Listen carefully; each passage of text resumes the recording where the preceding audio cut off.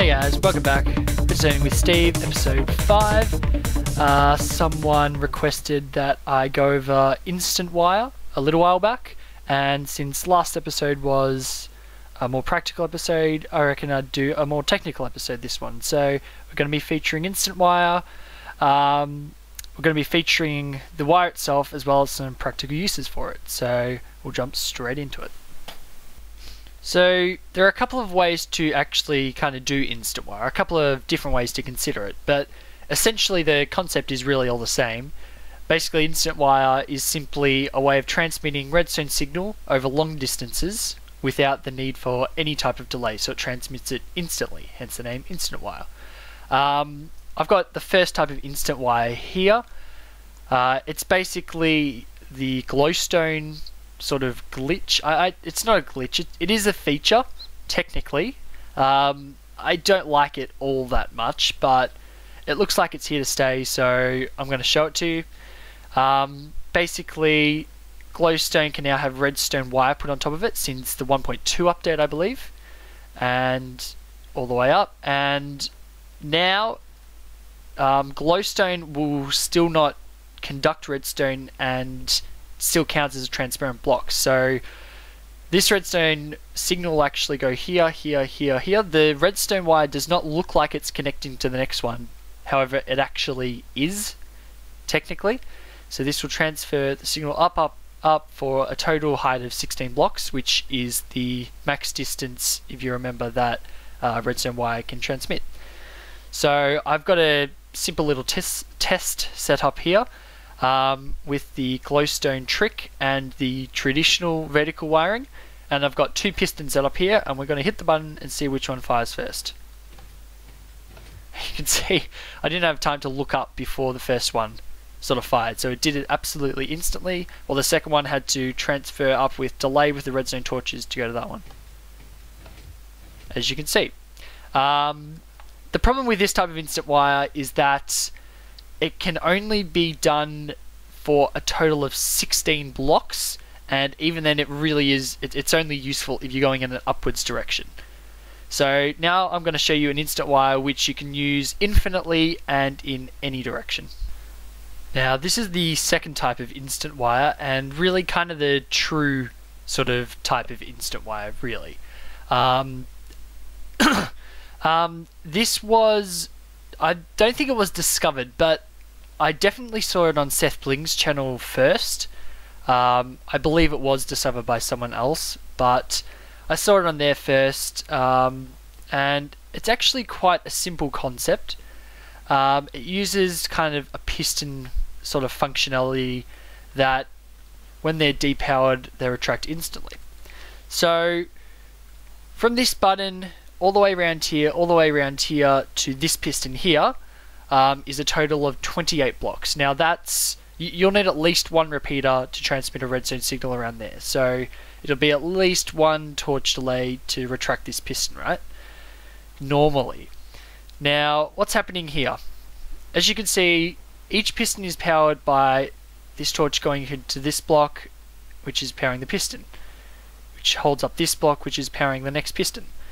So when we click this button, this torch will turn off, this piston will retract, and because this block comes out from underneath this torch, this piston will retract, and so on and so forth. However, due to how pistons are coded, this will actually happen instantly. So when we click this button, this piston will retract obviously instantly, straight after we press the button, but because this starts retracting instantly as well, it turns into an entity for a brief period of time while it's being retracted, and because it's an entity, it will no longer conduct redstone power, and that happens instantly. So that means this piston will start to retract instantly as well, and which means this block will also be retracting instantly with the piston, and that you can see what's going on here. All of them will retract instantly all the way down to here, which will retract this piston, and we can see it happening here, and you can see it, all of them go at exactly the same time. So pretty much that's instant wire. It's not really that hard. It sounds really complicated when you first hear about it, but it's a really, really simple concept. You'll see that when you click the button, it takes time to retract. It takes time to kind of reset itself, should I say. So if we click it, and then we try and hit it before it's reset, it won't work. There are ways to get around this. I haven't really looked them up myself, but I think Generic B has a couple of videos on Instantwire that will sort of reset itself instantly as well. I could be wrong, but I'm pretty sure that's where I saw it. That one hasn't reset properly.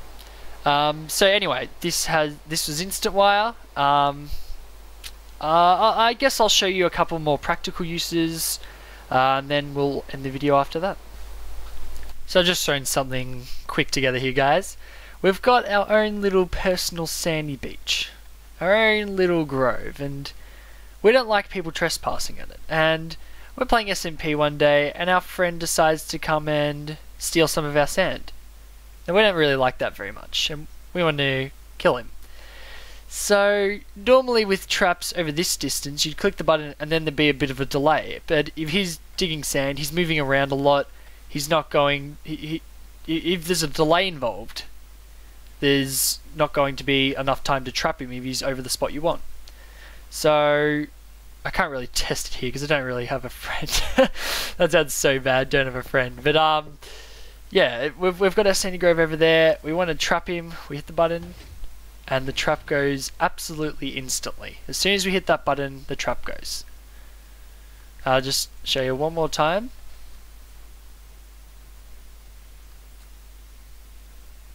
Hit it and it goes absolutely instantly. So that's just a little way you can use Instantwire to your own advantage. Normally you'd be up a bit higher and you'd be able to sort of see them better.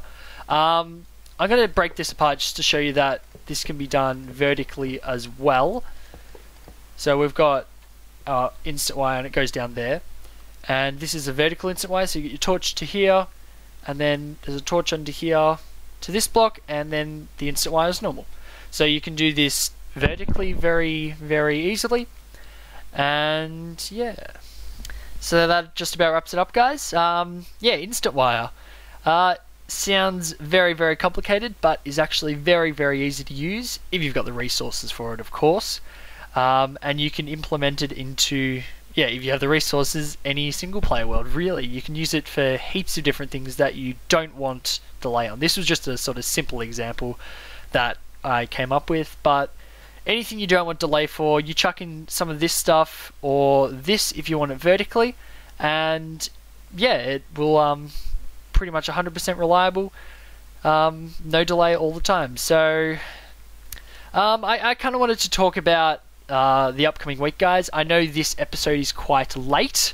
I'm going to be uploading a couple more videos over the course of this weekend because I'm going to be away next week.